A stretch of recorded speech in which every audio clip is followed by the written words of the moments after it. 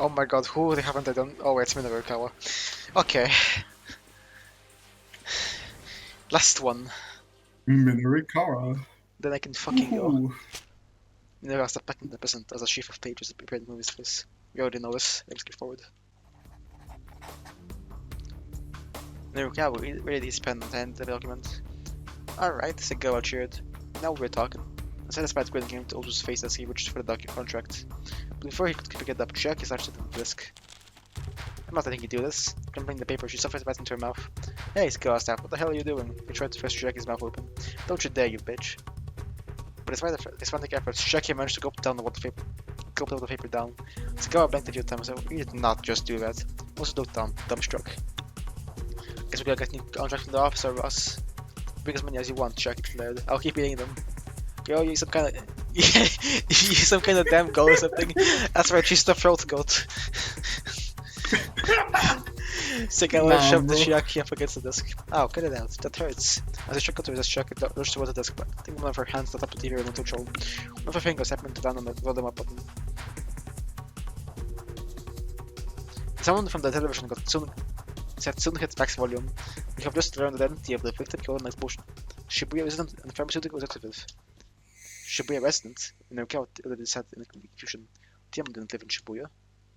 Once again, the victim of the explosion was Shibuya resident and pharmaceutical company executive, Mamoru Tanaka. The cause of that explosion remains unknown. The police are still in the process of following up several potential leads. The site of the incident remains an alarming scene, with relief workers continuing to stand for the wounded.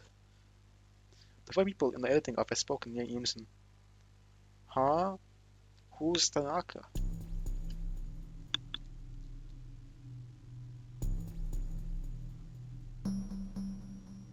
To be continued. That's crazy. Okay. Huh? Okay. I guess that's it. Are you scared about meeting your father? Someone's broken through the firewall. I'm sorry, Mr. Mino. Oh my god, what the fuck? You'll lose everything. Banana! But that 17 to 18. There's just a little bit Two more time slots. Just 2 more time slots. Running out of time. The name, the surprise attack, gets me a bit shook. So I think I'll save Kano for last as always. I think the safest story we can go for right now is Midorikawa. The funny man. The TV news continued to report on how Mamoru Tanaka has been killed in the Nivins explosion. What? What does this mean?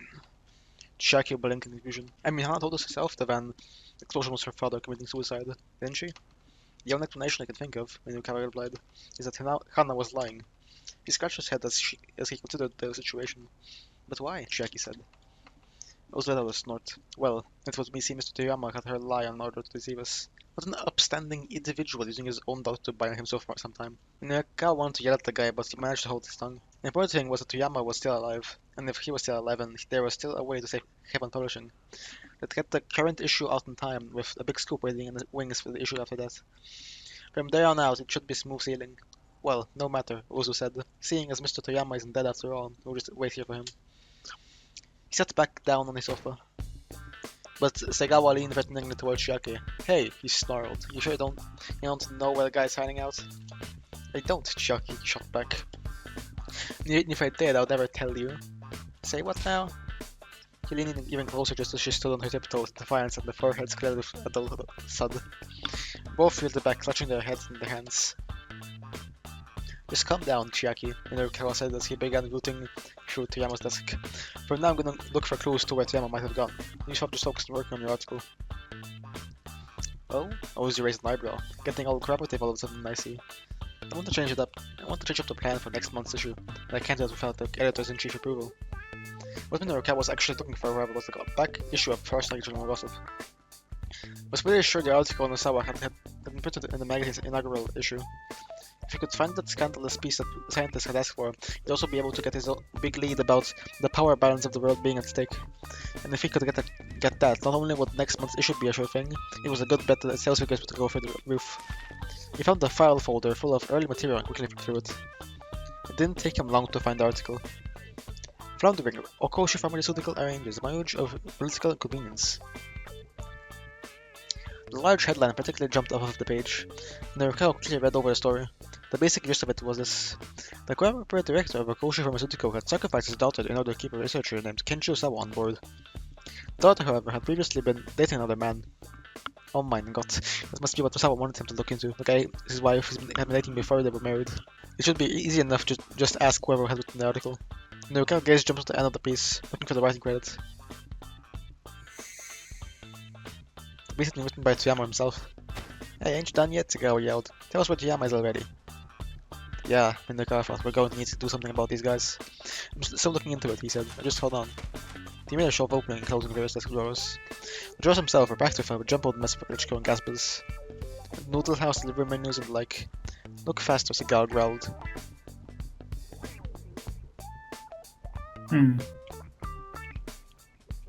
Modify the guy. Let's butter him up with some noodles. Maybe he could mollify this guy by having some noodles delivered for dinner. Hey, you guys hungry? I was thinking of loading some soba. Man, I said no, but I'm dead. Segal Soba! Besides, we have some soba anyhow. And it was awful. Don't tell me about noodles. Segal launched in the shuttle box session as if trying to punch out the provider of his disappointing soba. The guy clearly had zero capacity for sitting still.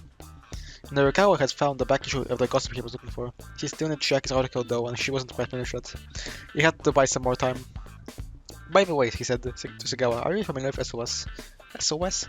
The fog paused him in the jab. Yeah, SOS. I was planning on interviewing them later today. Here there's some pretty tough guys. Only one of them who'd be able to give me a fight would probably be that Achi though. As I hear it, he's left the gang. Am I going like crazy, or is like the text like slightly lower than it should be? No, The I second think you're sentence. going crazy. No, I swear I wish I had a mouse. No, wrong button. Whatever. I wanna see what happens if I butter him up. Let me butter the guy up. That looks like a pretty tough guy. You work out. This guy grim, resting his fist out and for the air punch. I used to be a boxer.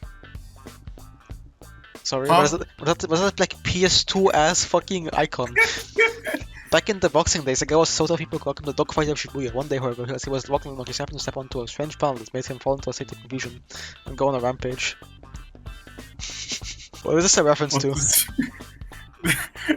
What does this mean? This is referencing some video game, but I don't know what. Yeah, it's probably referencing some other, like, chuns of the game. Could drop a guy like you in one punch. Oh, guess there aren't many folks who can give you a good fight then. Yeah, okay, so I got dropped into a fighting pose and threw a few quick jabs. Matter of fact, I'm unbeatable in a street fight. They call me the crazy tiger of Shibuya. Shibuya, huh? If you never has wisdom? Okay, yeah, okay. Aha, really now. Heard anything else interesting? Sounds like nowadays they're being run by some guys named Susumu. The name Susumu rang a bell. Those two young punks who'd been arguing after the van explosion had mentioned them. Seems like SOS is a pretty rough state since Aji left though, Segawa added. And their care didn't miss a beat. What do you mean, rough state? Back in the day, they were all goody two-shoes, they were shake folks down or steal or any of that stuff. Guess I found their Aji here, that sort of thing. But now that he's got out, a lot rough and tumble, hot-blooded types have been signing up with him. Smart move is not to get involved with SOS nowadays, really. Hard to find a scarier bunch around here when there's a lot of them together. And their main hangout at Inferno, yeah? Yeah, over at Harajuku. I see. Man, you've been in and out in the streets, what gives? Harajuku, huh? Nick found himself. Inferno's location had practically fallen to his lap. Suddenly Segawa's eyes went wide. Aha, so that's where Toyama is. Wait, no way I could let him go to a place like that. Jackie looked up on the keyboard. Oh, can you please shut up? No, you shut up. That's my phone. Sorry, why does his cell phone make that sound like it's a fucking landline? Because it's 2007. They had fucking flip phones and What's Toyama's name on the incoming call screen? The call's heart skipped a beat. Toyama, where are you? He blurted out as he picked up. Jackie, Ozu, and Segawa turned to look at him as one. Well, There, what were you thinking your death like that? Even if we could fill those pages and postpone payment, all it would do is delay the inevitable. I'd still be up to my ears in debt, so I thought if I made it look like I was dead, the cat let out an exasperated sigh. Well, everyone already knows you're still alive, so your little attempt at subterfuge didn't even wind up buying you time. What? Tiama's hysterical squeak was painful to hear. Alright, listen up, Minukao said. If it's a debt you're worried about, you'll be able to pay that back real soon. What do you mean? I've landed a huge scoop. You could do a print run of 1,000,000 copies and still sell out if you can end this article. Tiama perked right up. Wait, you really mean it? I'll give you all the details, just get your butt back here. But aren't those loan sharks there at the office right now? Fine, then I'll come to you. Tell me where you are. The two folks crowded near, a predatory gleam in their eyes. Minukao could have a flash of inspiration. Got it, he said quickly before Tiama could respond. Miyashita Park. I'm on my way now. Don't go anywhere. Ozu and Sagawa grinned at one another, then both out the door. Obviously, he said the wrong place. Yeah, Minukao said as their footsteps receded. Those guys took the bait and sent them to Miyashita Park. He allowed himself a cocksure grin. Right then. So where are you, really, Tsuyama? You imbecile. I am at Miyashita Park. What? Minukao fought the urge to pull his hair out. What the hell are you doing someplace like that? Man, the hell did you tell them you should at a park? I thought it would be a clever ruse. Well, it wasn't. This is no time to be fighting, Chucky, but yeah, you're right. Look how scowled. Anyways, Yama, those guys are headed your way. We need to get out of it and go someplace we can talk. I can meet you there. They said needed someplace safe and public where they could speak freely, someplace where the staff wouldn't be overly nosy. But where, Minukao thought.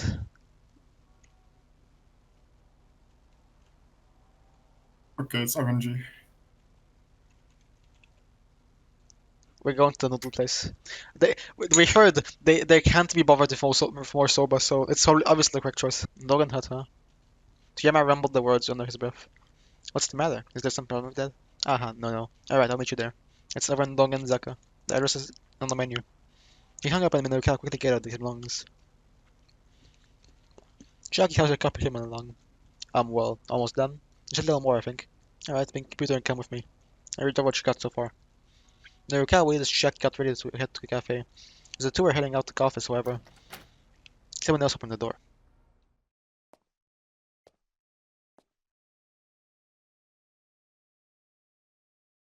You've got 14 minutes and 57 seconds left to press 56.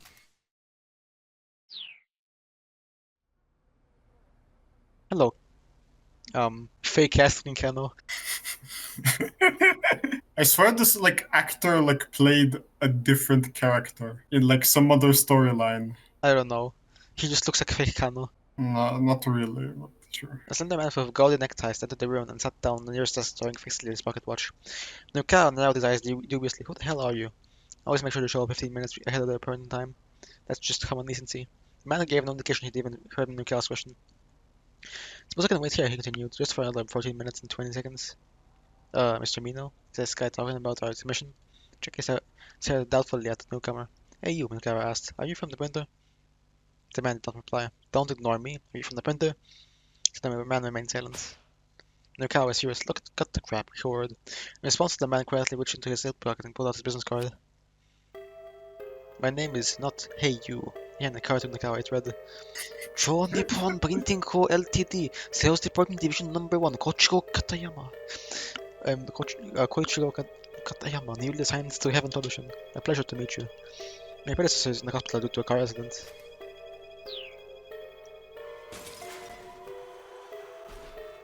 You should make a complete recovery at about 12 months. That's crazy. Well, what are you doing here, Katayama? Minukawa asked. I thought we had until 8 o'clock to meet proofreading. 8 o'clock? Surely you must be joking. Our company's proofreading deadline is 5:30. Katayama stared fixedly back at Minukawa. Now that has to be a joke. I heard from the editor-in-chief it was 8 o'clock. I took that to mean then that you don't have any copy for us. It's not that we don't have it, Minukawa said. It's just not finished yet. Just hold on until late. Katayama raised an eyebrow. No. Publisher and printer need to work in concert. Perhaps my predecessor was decided to delay the proofing deadline owing to your circumstances here, but now I'm in charge and I don't make exceptions. The proofreading deadline is very sharp, and I intend to keep it that way. And while we've been having the discussion, you're down to 12 minutes and 32 seconds. Then I held out his pocket watch as if to emphasize the point.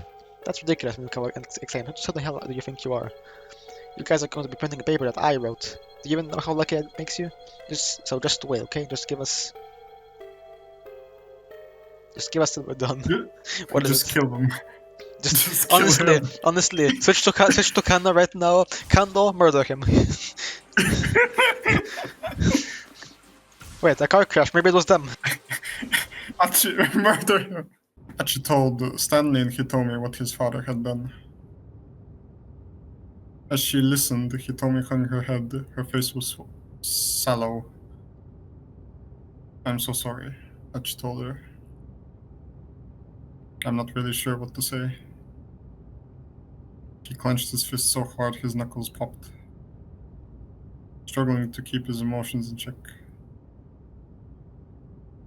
So if I were rendered brain dead, you could help your sister? Hitomi murmured.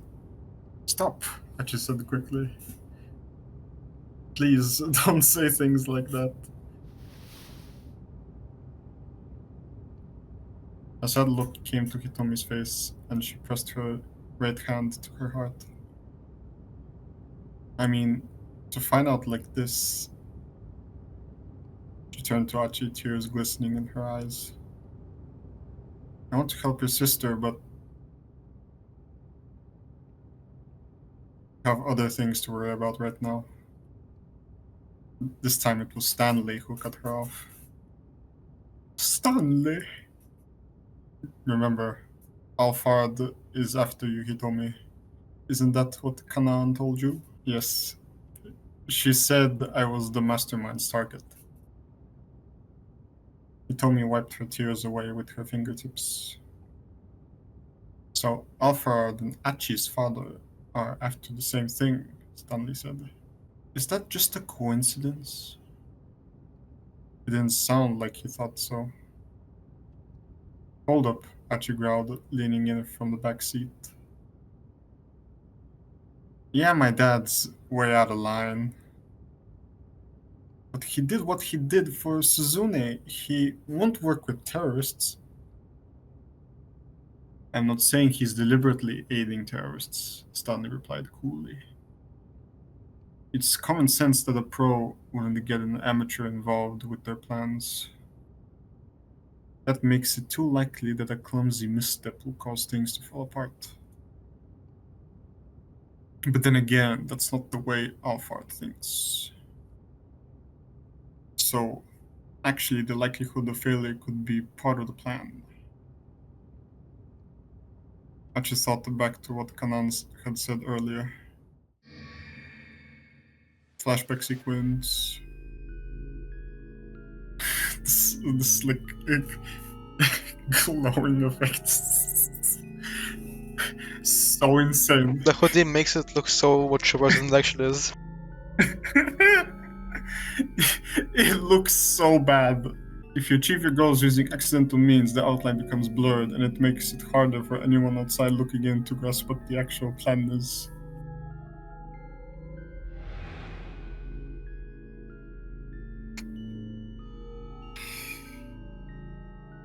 It looks like those Chinese phone filter, like the phone camera filters. Oh my god, shut up. Bro.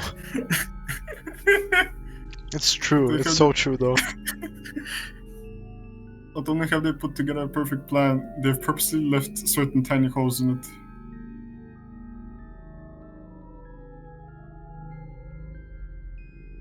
Okay.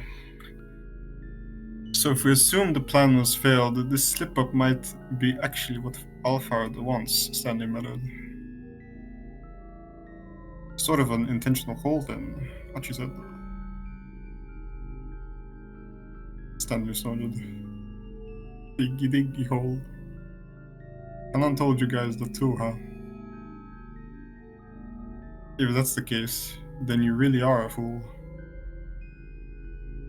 Will you just call me? Archie barked. If you've known all along how formidable this opponent is, you should have given Hitomi over to police custody right away. It's only a matter of dumb luck that either of you are still alive right now.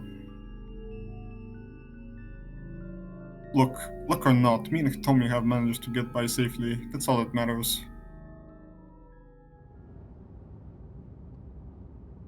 What exactly is the relationship between you two anyway?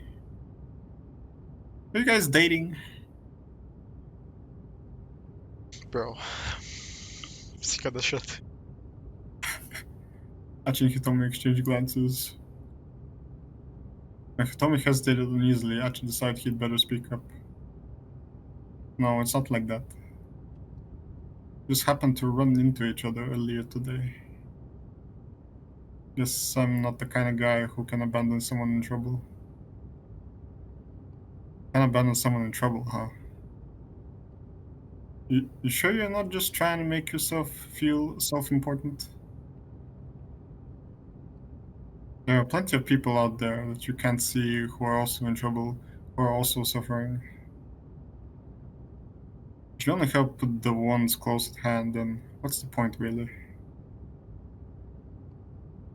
The world's a lot bigger than you can imagine, and there's a lot you're blind to. So what? If I see someone who's in trouble, I'm supposed to just ignore them? Nah, I can't do that. If I see someone who's collapsed from hunger, I'm not gonna just walk on by because there are people starving somewhere else in the world. I'll be all, hey, let me treat you to a beef bowl or whatever. You could have come up with a smarter example, Stanley replied with a tiny laugh. Okay, so I'm an idiot, Hachi scrawled. My bad. Stanley laughed again. He looks like such a redditor. Look at the death glare of Achi. He's destroying him with his mind. Holy Kino. Stanley browses Reddit. That's true. Today's been an interesting day, he said. I was with another fella earlier who was just like you. Meaning what? Was he an idiot too? Yeah, he was an idiot. Do all you Japanese have that problem? Racist. Pardon. My little sister's so smart she'd make her eyes pop out. Well, I'm sure relieved to hear that. If everyone in this country were as dumb as you guys, I might actually start to like this place. Huh? What does that even mean? Talk so I can understand, man. Actually shot back. But Stanley didn't respond. Instead, he stuck his head out the car window, peering at the road ahead. They were close to Shibuya Station now, and the traffic had ground to a halt. Gridlock again? Stanley grumbled. I mean, it is 5 p.m. It's probably better to walk the rest of the way to Endo Electronics. He pulled over on the side of the road. Hachi got out the car, feeling his gut knot up with worry. Pretty soon, he was going to have to confront his father. Stanley gave Hachi a look. Are you scared about meeting with your father? I'm not scared. First things first, I'm gonna punch him right in the face, then we can have ourselves a chat. Don't let your emotions get out of control. Your father might be one of the key players in this case. I don't give a damn about that. I just took Hitomi by the hand and started walking. Very cool. I will switch because clearly they had nothing to do with it. Or did they? They'd gone up and down Dogenzaka so many times today already.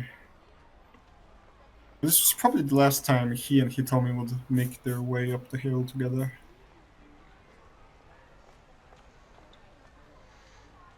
Okay, I'm gonna... This is gonna cause a crash. I'm gonna go slow. Hachi walked at an easy pace, wanting to delay the end of their time together just a little longer. Let me see if that change anything. What will that change? Maybe he's the reason that the crash happened and bro showed up here, you know? I mean, the crash happened like 5 time blocks ago or something. Oh, I see. The scene was from like the second time block or something. Oh, I see. Well, I guess I'm gonna go continue with Calvin, because he's the goat. Until you're done. And when might that be, I wonder? Because I was Thomas dubious. I said till we're done, Minurka snapped, and I mean till we're done. Yeah, I thought for a moment and then nodded. Very well. Then I shall wait until you're done. Really? Then I gave another slight nod. You got 10 minutes and 46 seconds left. Hey! As soon as I leave here, that's when you'll be done, you see. His face was a mask of cool nonchalance. You son of a bitch, don't know high and mighty just because you work for a printer. High and mighty, I say to people on the publishing side of the things that act high and mighty. Whatever high-minded claims you might make, how else you'd been having them put on the store shelves. Failing that and blithely ignoring your proofreading, hit the deadline makes for more work on our end. Just what you are getting at, I wonder. Now it's 10 minutes and 20 seconds. Holy Reddit. Kara ground his teeth so hard he could hear it. His usual attacks were useless here. Katayama was simply too unflappable to be browbeaten. If we back down now, though, it was game over. 10 minutes and 7 seconds remaining. Realize at little point, don't wait until this given time. That's just common decency. Katayama's eyes were once again locked on his pocket watch. It was no use. The guy couldn't find a way to talk his way around. Jackie held her hand up. May I say something? Isn't it as common since an outbreak of promise once been made? If you're referring to the 8 o'clock deadline, I was not the one who promised that. Maybe not, but I believe your predecessor's responsibilities become your responsibilities. Katayama crossed his arms and gave her a bemused look. What's your name, Miss? Chiaki, she said bashfully. Chiaki Iso. The printer's expression brightened visibly. Good. That timid hesitation of yours is just splendid. You have none of the arrogance of typical among publishers. Huh? Jackie was taken rather aback. The first to your polite demeanor, I should wait until 7 o'clock. That is the latest I can possibly allow. Alright, Manuka shouted practically in Katayama's face. We agreed on those terms. No, I wasn't talking to you, but we've got terms of our own. Katayama wheeled so ever so slightly. I'm not certain your main position set terms here. Shut up and listen. From here on out, you're coming with us. What? Why? We're going to finish up a copy on our side and they burn the data onto a CD and hand it over to you there. That's why. Katayama let out a sigh of resignation. Oh, very well. I suppose I'd simply be waiting here anyway. Narukawa pumped his fist in the killer. Alright, Jackie, go and copy the DTP data we've got so far onto your computer. Sure thing, Mr. Amino. Jackie, work a step about copying the data from the editing department desktop. Okay, done. Let's go. With the others in tow, Narukawa headed to the little house where Toyama would be waiting. Noodle. Wow. Noodle. In Soba restaurant, Dolgen Hut was roughly halfway up to Dongenzaka. Dog. And hut. Inside, they encountered the proprietress near the door. She held a massive cleaver for cutting soba noodles stretched in one hand. Toyama wasn't there. Excuse me, Mr. Nuka said. Has a middle-aged man come by your shop? Name's Toyama. The proprietress let out a very sigh. That guy, huh? You folks know him? Yes, that's right. Then I'm sorry. I didn't want to have to do this. It was all his fault, though. You reap what you sow.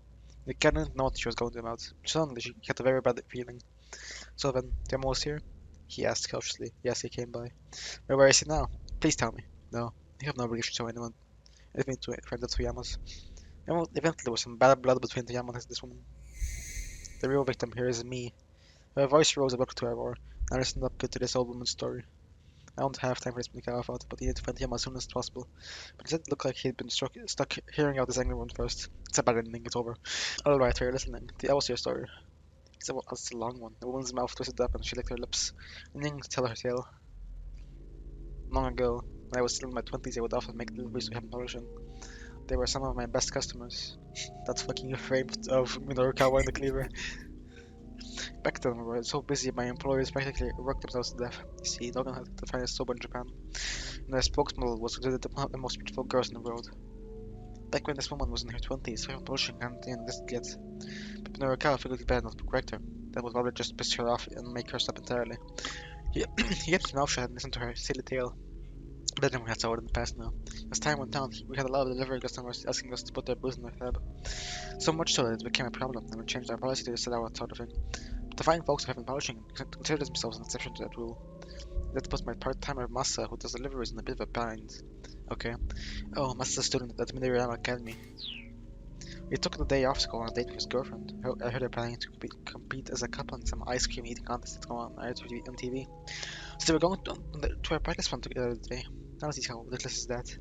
Honestly, I couldn't care less about Massa one way or another. I'm in the car thought. This whole experience was turning into a real ordeal. So yes, we're in a real bind. I run a restaurant here, not a charity operation. I'd call and ask them to settle up, but they'd always insist, oh, we don't have any money. And that's a lie. It's gotta be a lie.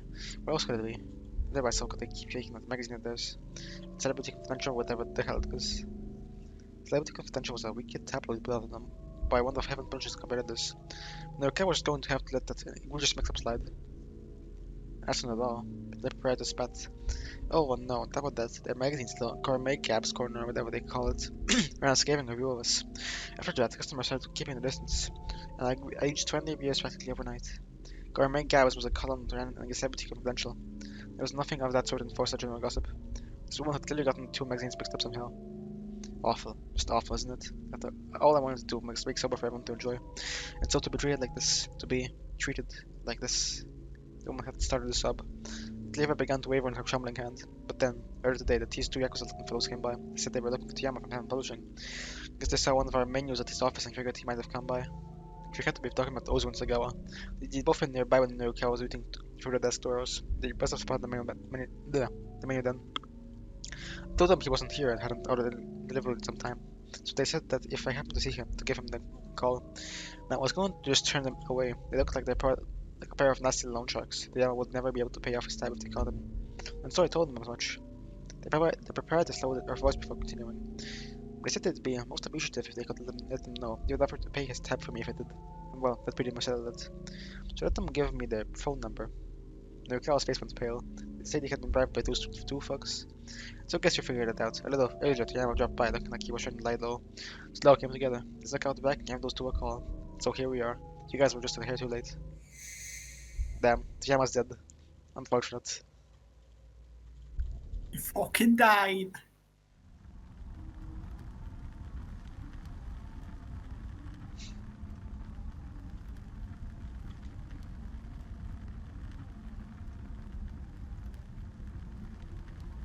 Bro. What the fuck is happening?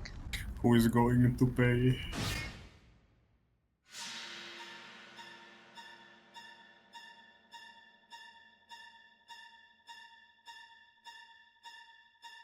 This is the longest bad ending of all time. Narukawa died, it's over. Not only is it a bad ending, I had to read it.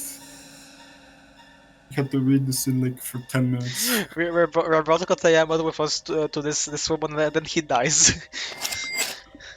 Anyways, back to not dying.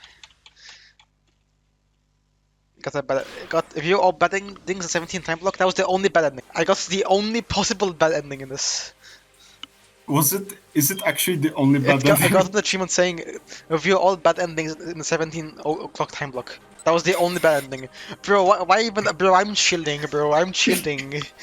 Fuck this shit. I'm chilling. Okay. Oh, Toyama, you must meet me at. Fuck ass place, I don't care. Bro, fucking, where you wanna go, bro? Daikanyama, I drop by a lot. How about there? Okay, Daikanyama. Oh my god, that's a shit ass fountain. Okay, so start by heading north from Shibuya Station. After a while, you hit the three-way intersection. Turn left there, and then the 100 meters after that, take a right. Along the way, there will be a side. Bro.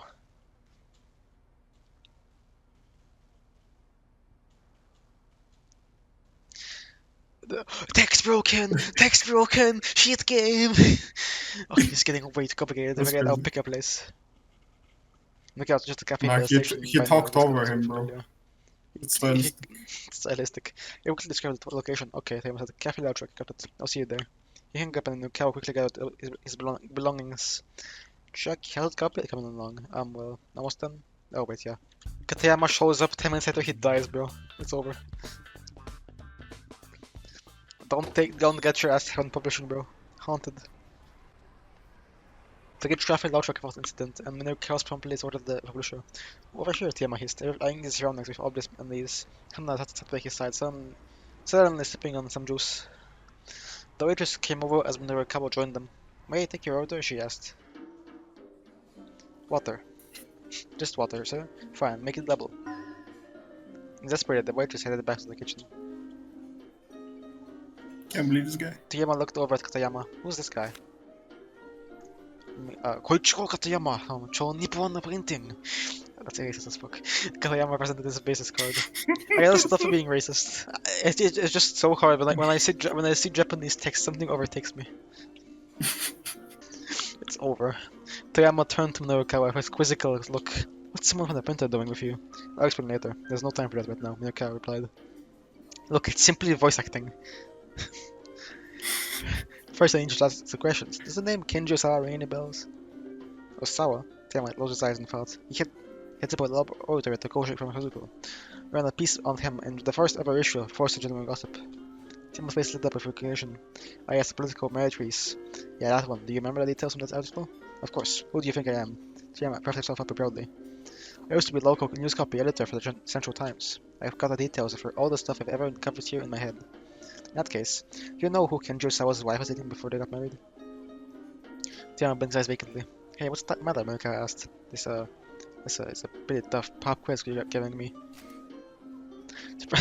Time for a science quiz. What color outlets gaslight used for consumer municipal gas applications is also known as a marsh gas or swamp gas? Helium, ethylene, propane, methane. Tune in next time for the answer. What do you think the answer is? It's probably Methane? it's methane, yes, but definitely methane. I thought propane for a moment, but no, it's not propane. It's definitely not propane. Methane is probably correct. You just said you kept all the details inside your head. Oh, they're on there already. Methane Just check. not coming out. Minorukawa slumped. Look, have you seen the methane check video? Oh, you. Bro, it actually smells like fucking dog shit in my room. Yo, methane check.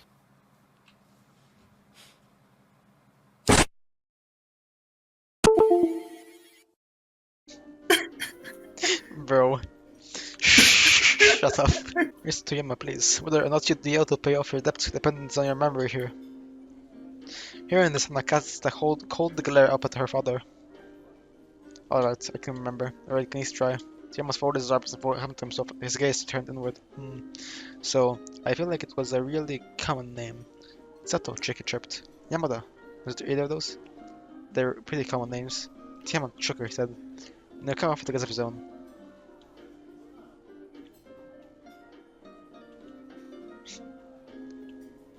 Oh, Tanaka. No, not that. No, something else. Listen, the division inside the cafe switched over to a news report like Shibuya explosion. The ranks of the individual discovered within the event itself, who had since been identified as a pharmaceutical company executive, Mamoru Tanaka. Mamoru Tanaka? Toyama turned his head around to look at the TV. An image of the victim's face appeared on the screen. Bro, the blood separated. And falling on his seat. Bro, that's right, it was him right there. Mamoru Tanaka, that's what I said. Tanaka. Oh my god, the music picked up. Toyama pointed exactly at the TV screen. But I remember the detail. That's how I said Tanaka, but bro just didn't listen. So Kenji Sawa's wife was dating before they got married. Mamoru Tanaka. Chaos felt himself getting goosebumps. The victim of the terrorist bombing in Shibuya was also linked to the research who was key to the terrorist war was here. His reported son was now on uncertainty. Right now, Shibuya was the center of some massive conspiracy. This went far beyond even the murder scoop. Mr. Toyama, we need to make this sure that this next month's issue hits shelves. Release the Epstein files. Minorukawa called up Kenji Osawa to let him know the results of the investigation. The jump comes later, I guess. This man didn't seem terribly. What time is this? It's nearly enough in Minorukawa. Damn, like Osawa barely gets any screen time, huh? Look at this massive fucking jump, bro. But I told you, cause I jump. He's been thinking all this time. You know what? Let's finish Osawa. You know what? Let's get to the ending for Osawa, bro. The rain won't let up. Who's reading, man? You can read them. The sound is growing louder and louder inside my head. It is the sound of regrets spattering against my heart. My emotions surge like a terrible storm within me. I never wished for this. Never expected my heart to be dragged so far beyond my control.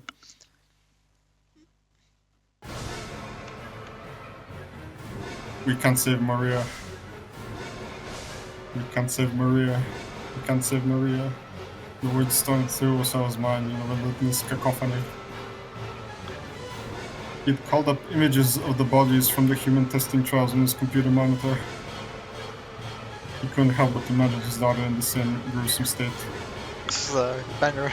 In just a few more hours, Maria would begin hemorrhaging blood and die just like the people in those pictures had. We can't save Maria. We can't save Maria. We can't save Maria. He couldn't shake the words or the reality from his mind. Damn it. Damn it. Damn it. Osawa began pounding his fist fiercely at the desktop. Sir, what are you doing? Kajirawa tried to intervene, but he kept on pounding away.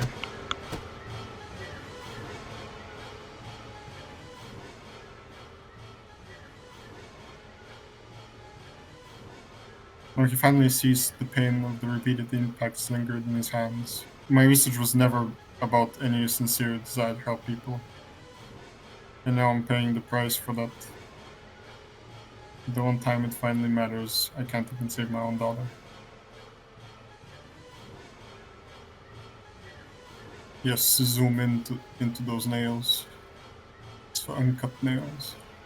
Mr. Osawa, Kajirawa set a hand on his shoulder. You can always blame yourself later. For now, think again, good and hard. Is there really no other way to save Maria? Nothing else we could try? Osawa shook his head. The only means we had left was using Tanaka's password to unlock the doors. And now Tanaka is dead. There's no other way. Is there a possibility that Mr. Tanaka told someone else his password? This was something Osawa hadn't considered. Osawa is stupid. Was there anyone Tanaka might have shared his password with? Only one person came to mind. Oh yes, there may be someone. You're referring to I, sir? Kajirawa cast his eyes down. You figured that out, then? Yes, back during the commotion over at the listening device. A necktie clip isn't typically the sort of present one gives to one's husband's coworker. And yet, although some might consider it somewhat inappropriate, Mr. Tanaka was wearing it as if it were a matter of course, which implies something about their relationship. I already knew. I am being cucked by my wife. His voice trailed off. He coughed apologetically and tried again. I realize it's an awkward situation, sir, but please check with your wife. Even if I doesn't happen to know the password. It does us no good if Maria gets quarantined someplace we can't reach her. I understand, Mr. Osawa. I'll bring Maria to you then. I'll do everything in my power to make that happen. Banana. The detective then produced a bunch of bananas from his pocket. From his pocket, by the way. That many bananas.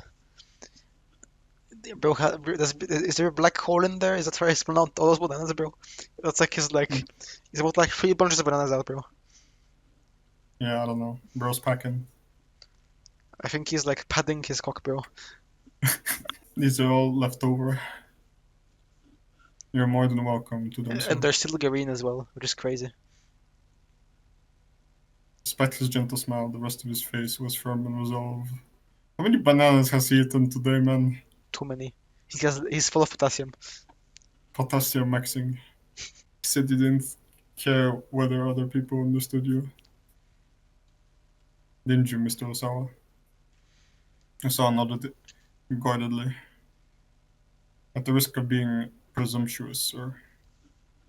I understand you, Kajirawa said. I used to be quite a workaholic myself. You're just like me for real. Innocent to top word. It's like me first. Calling yourself innocent, huh? How modest of you. Usawa let out a sardonic chuckle, and after a moment, Kajirawa joined in. It's just so gay. We love them. The next time I see you, Mr. Usawa, I'll have Maria with me. Osawa, I'm gay. Let's fuck. Yes, Kajiwara. Okay, let's not. We've done this joke like for like. The entire storyline, I know. But it's never not funny. It's never not funny. The detective gave a slight bow Bow. and left the study, a look of determination on his face. Osawa watched him go with admiration. No matter what trouble arose, the man always looked for something he could do. He really was a fellow who knew how to hang, though. Hang tough. Hang. Oh, fuck. He knows how to hang. Hang system. I thought about like he's just like charismatic guy. But okay, that also works. I mean, with the amount of bananas he has, he probably does anything. Compared to that, I'm just. Osawa couldn't even articulate his own self-disgust. And asking Ai about the password would also mean inquiring into her relationship with Tanaka. The prospect was daunting. Venturing into the emotional territory of another person was his weakest suit. Lock in. He left his study, but somehow found himself making his way to Maria's room, not Ai's. They realized that he hadn't been into his daughter's room since a certain rainy day years before.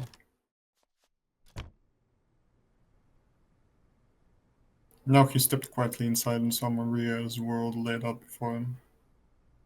A small photo was set atop her neat and tidy desk. 5 photos actually.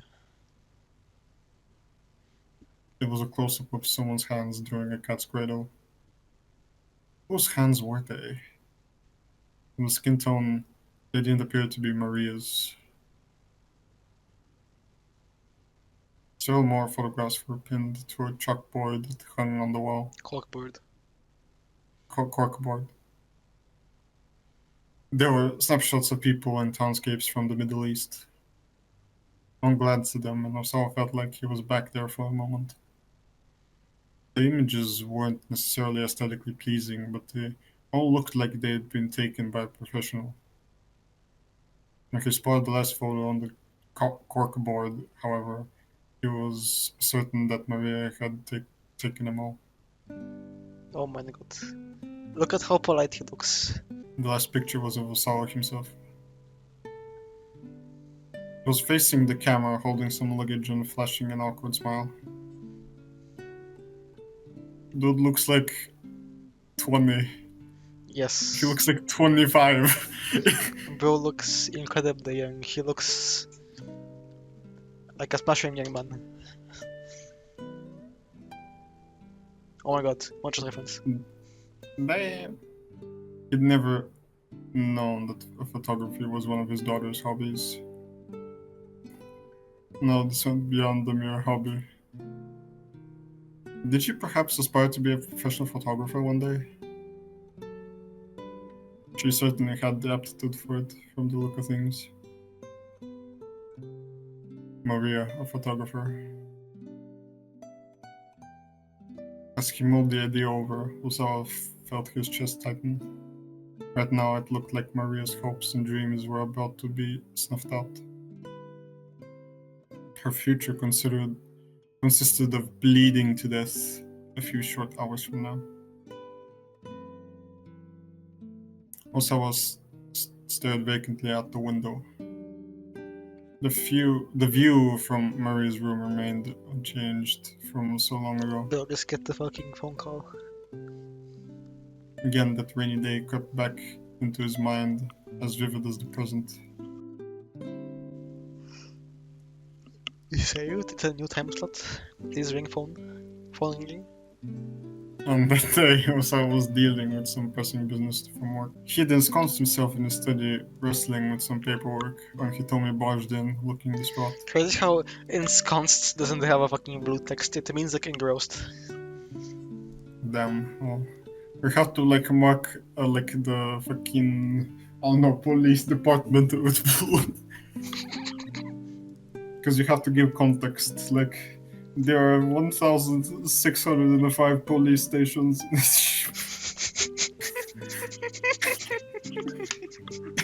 True. Blue text pop quiz. The blue text is like the best part of this game, bro. Maria's gone. Maria's gone. It's over. Sensing that Hitomi was legitimately alarmed, Osawa hurried to Maria's room. He found the letter she had left atop her writing desk. Dad, you only care about Hitomi. You're always working and never do anything with me, so I'm running away. A few hours earlier, he'd cancelled their weekend trip to the amusement park. He just wasn't going to be able to get his work done in time. Hitomi had resigned herself readily enough, but Maria just couldn't accept it. She'd been looking forward to it for so long, she railed at him. How many times now had he broken one of his promises to her? Tommy understands why we can't go, so why can't you do the same? The cold rebuke had ended her complaining, but it was clear she still didn't accept the situation. Naoki Tommy helped him look around, but they found nothing missing from Maria's room. Despite her assertion that she was running away, then it seemed like there was no point in being overly concerned. Maybe she's at the park she always goes to. Hitomi looked worried. The park was roughly a 25-minute walk from the house. It would only take about an hour for Osawa to go get her and bring her home. But an hour was more than he could afford to spare right now. Dad, I think she's waiting for you to go after her. Osawa didn't need Hitomi to tell him that. He knew it well enough. That was what galled him so much about the situation. Why did she have to pull something like this precisely when his work was at his busiest? He'd done everything he could as a father since his wife had passed away. Why couldn't his daughter see that? It's alright. Your sister will come back. The rain was coming down pretty hard outside the window. Do you think she brought an umbrella? Hitomi asked anxiously. I don't know, but with the rain like this, she'll come back home soon enough. He spoke the words for himself as much as for Hitomi. Then he headed back to his study and got back to work.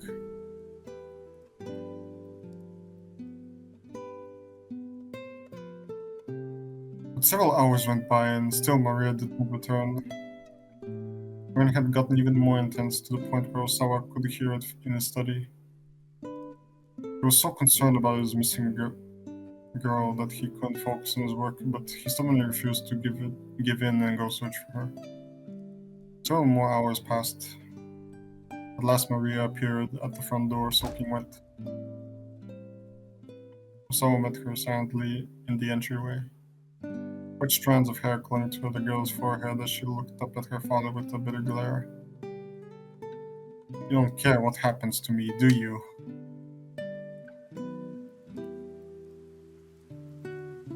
Immediately, Osawa smacked her across the cheek with the flat of his hand. It was the first time in his life he'd ever struck anyone. He hadn't known such a violent impulse could exist inside him.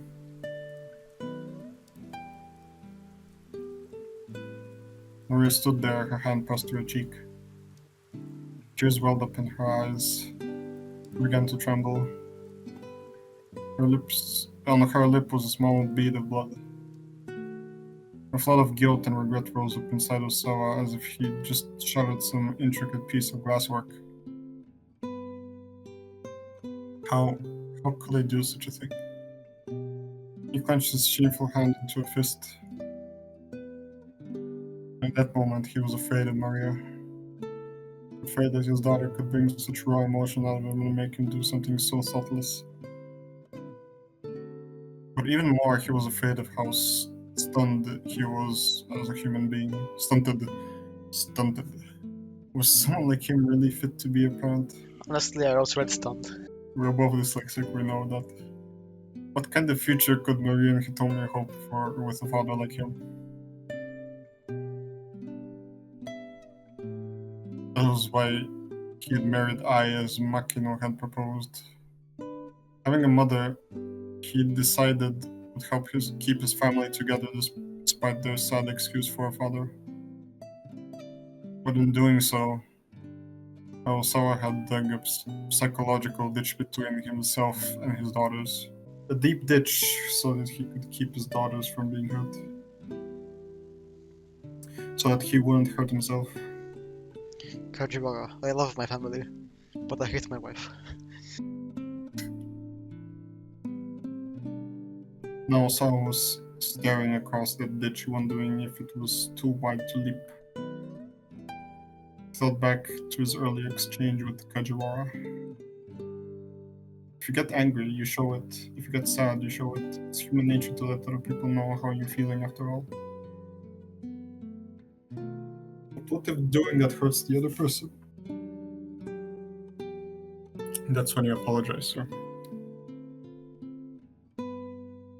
Yes, that was right. He needed to apologize to Maria for what he'd done that day. It still wasn't too late. It's never too late. When it comes to family, there's no such thing as game over. Recall the Petihani's words. He needed to apologize to Maria, and so he needed to ask Ai for the password. Phone ringing. It's Minorikawa. Your wife hates you. Asawa was going to have to face his wife.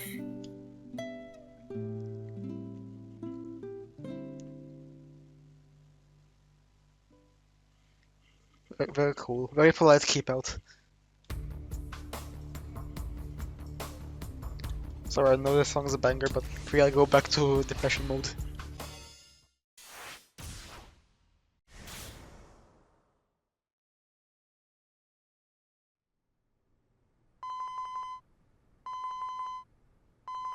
I will just read Minorikawa's lines because they've been meaning a lot.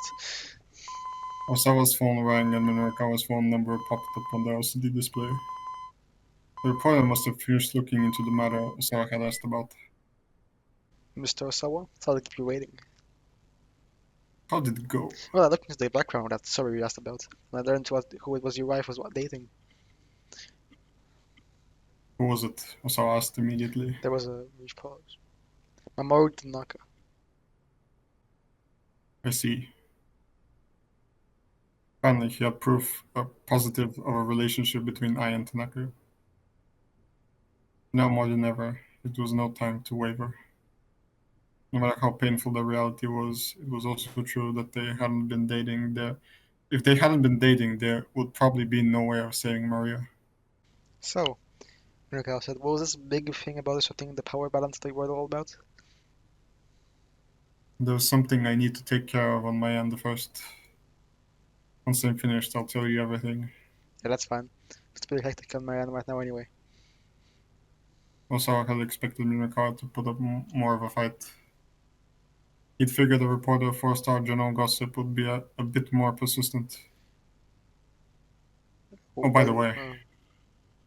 By the way, there was one other thing I want to tell you, Mr. Osawa. Osawa could practically sense the finger pointing his way from the other end of the line.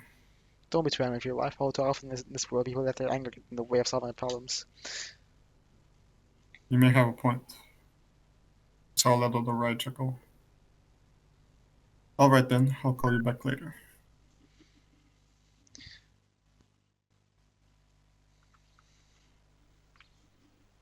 You don't know like whose lines it is, and that's why it's like, It's every time there's a new fucking like parentheses, it's a different character talking. I don't know, sometimes it gets confusing. Osawa found Ai standing by herself in the yard. She kept her back to him as he approached.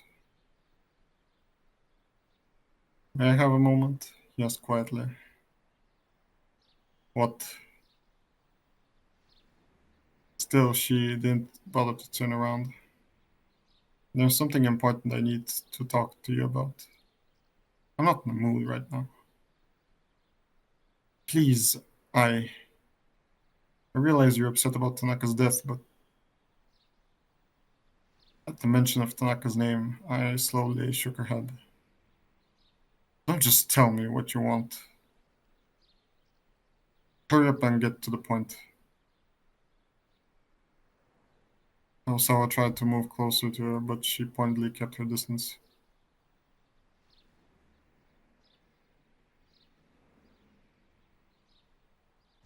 Do Bro, we get read this over more with. or read less? Bro, get this over with. This You was love all time to Tanaka. Mitsuo. You get Tanaka? Yes. Osawa, I want to murder you. Did Tanaka give you his password? His password? For the electronic lock on the lab, I needed in order to get the antiviral out. I turned to face him at last. To get it out? What are you thinking? That belongs to the company. I just need one dose to save Maria. Please, if you know, please tell me. I don't know it. His voice was barely a whisper. Osawa looked his wife right in the eye. You're telling the truth. I am? I see. Then do you have any idea what number he might have used for a password? I shook her head silently, then turned her back to her husband once more. Even if I did know, she said, I wouldn't tell you. Why not? Don't you get it? As the words came out as a strangled gasp. Do you even know why I'm with you? She snapped. You really have no idea how much you're worth, do you? The value of one woman's life versus the potential profits your research would bring in. There's no comparing the two. If it meant that Okoshi Pharmaceutical could monopolize your talents, then what did it even matter what they wanted for myself? There was something akin to desperation in Ai's words. And so you sent me those threatening emails too? What? I looked at him in shock. He knew he'd guessed correctly. You would go that far? Just to keep me tied to your father's business? That's right. I would. I bit down her lip hard.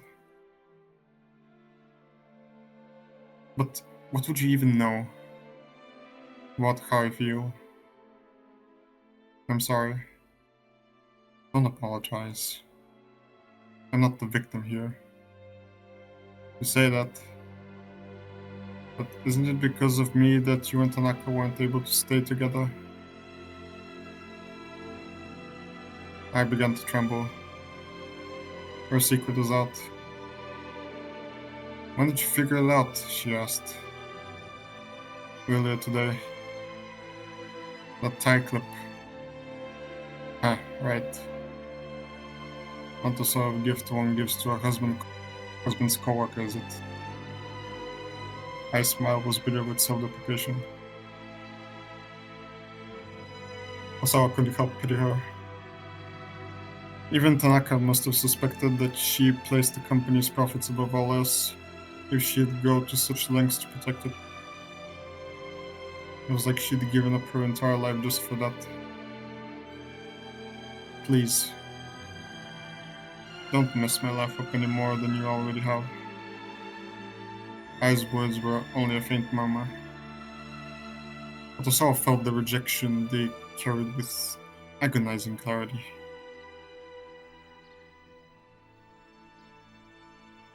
Tanaka hadn't given Ai his password. Osawa's last chance had gone up in smoke. He let out a long, shaky breath and shut his eyes tight. Was it true? Was there nothing more he could do?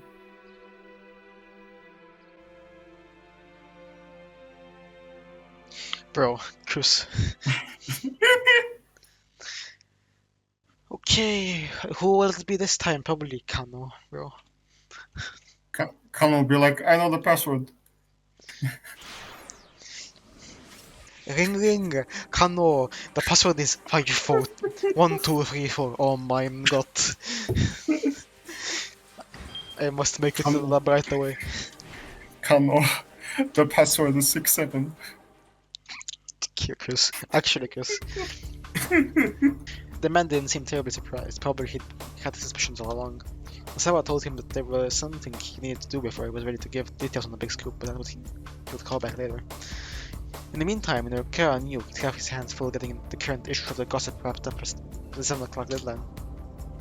He slapped his hand down on the table. Alright, emergency meeting right here, he announced.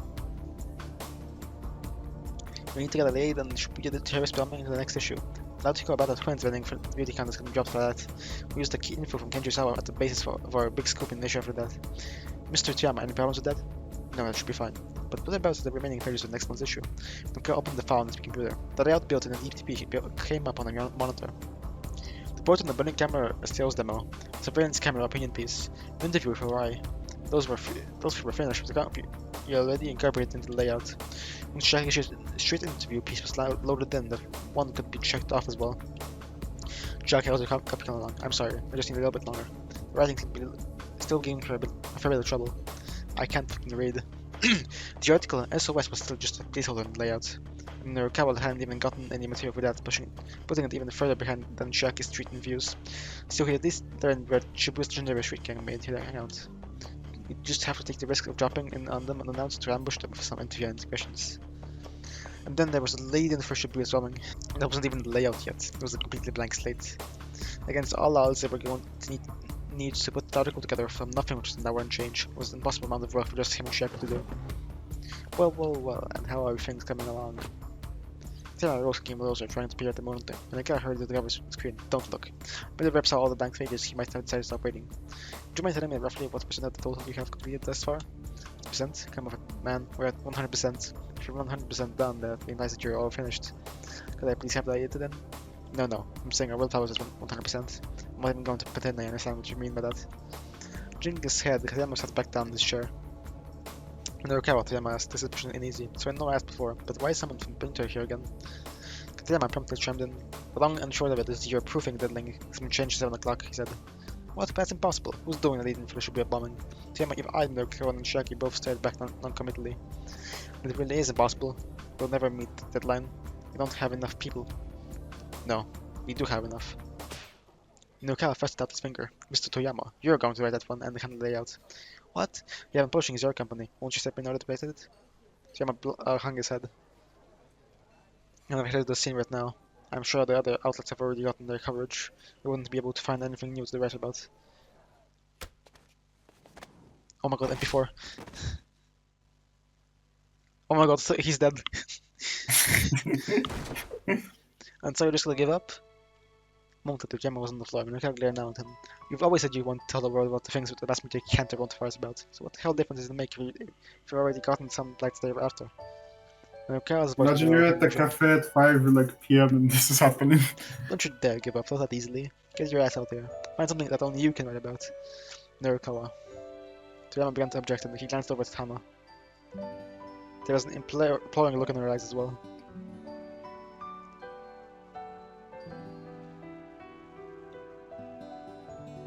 Kino. I guess what you're saying, Toyama grumbled. But still, you're expecting a lot. But then, despite his words, he flashed a broad grin. Yeah. Norikawa let out a quiet chuckle. And it's got you all fired up, yeah. I'm fired up, alright. Toyama's face shone with resolve Norikawa hadn't seen in a long time. There we go, that's Toyama I know. You know, I'm really sorry, though I see the huge burden I put on you. But damn it, it's going to be alright. Getting on his feet, Toyama took his daughter by the hand and trotted boldly at the cafe like a changing man. Norikawa watched him go after the delivering was over. Even if Toyama were still in his prime, he'd be cutting it close to the particle in an hour. But he wouldn't pull through somehow. And when it came to taking care of Hana, the man would rise to the occasion again and again. Father and daughter disappeared into the crowd hand in hand. And Norikawa shook himself out of his reverie. Alright, he cried.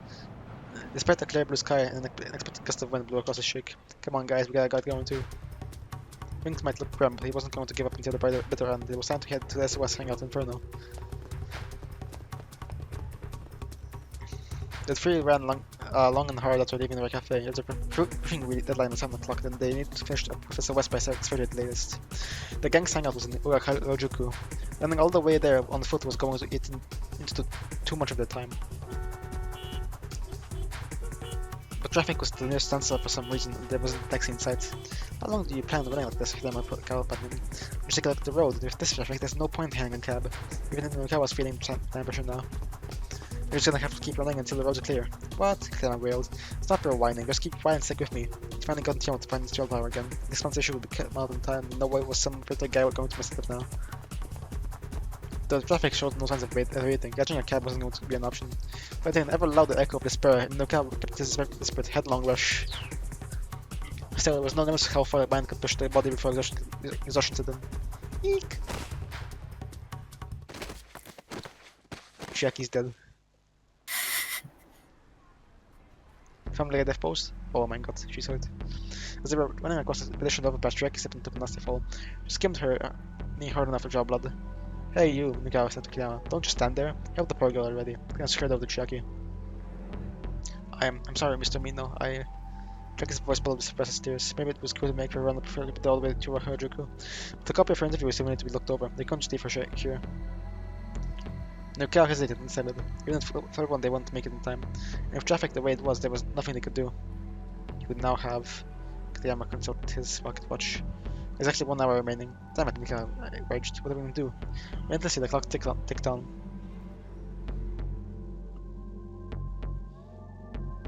To be continued. Very cool. Narukawa is over. Well, all the pressure is gone. I have no bad endings, bro. Like, what? I'm just mad as shitting. Yeah. It's definitely Kano who has the fucking Osawa finish line, so